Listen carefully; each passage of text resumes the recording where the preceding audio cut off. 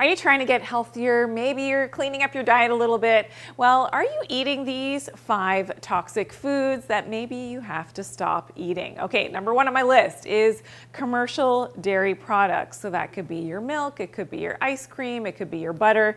Well, if it's commercial dairy and it is mass produced, we know that there could be some toxicity concerns as well as sort of hormonal concerns depending on where you live and how that dairy is actually extracted.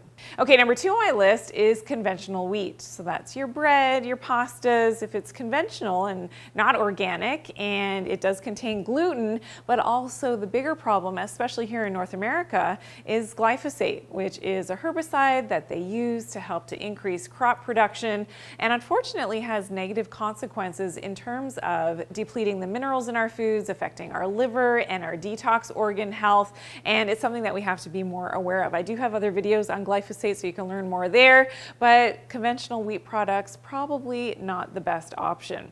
Okay, number 3 on my list is processed sugar. So highly refined sugar, which we know that is high on the glycemic index. It can lead to weight gain, of course diabetes, because it's spiking your blood sugar very quickly without the balanced fibers which are naturally occurring if we think about fruits and vegetables and unprocessed grains.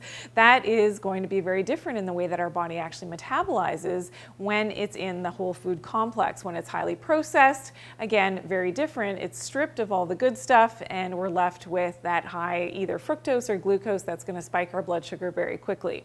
Okay, number 4 on my list is packaged foods in general. Even the more seemingly healthy ones, you know, from the health food store and things, well, you really have to read your labels here. And in fact, anything that has a label that's packaged probably isn't the healthiest in the whole food state, in the original state in which it grew in terms of a food. So we know that there's a lot of chemicals and fillers that are added into packaged foods and probably not the best things that we should be eating all the time. Again, if you're doing it a little bit here and there, not the worst case scenario, but what we do, you know, over time and on a regular basis does actually make the basis of our either good health or not so good health. Okay, and number 5 on my list, another potentially toxic food group, is the highly refined oils. So whether that is the vegetable oils, a great example, canola oil.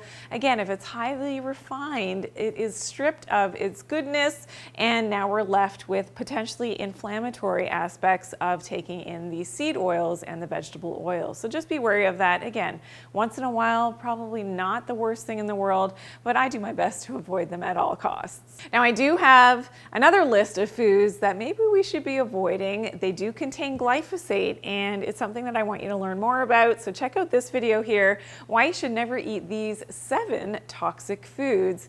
They do have glyphosate. I'll see you there.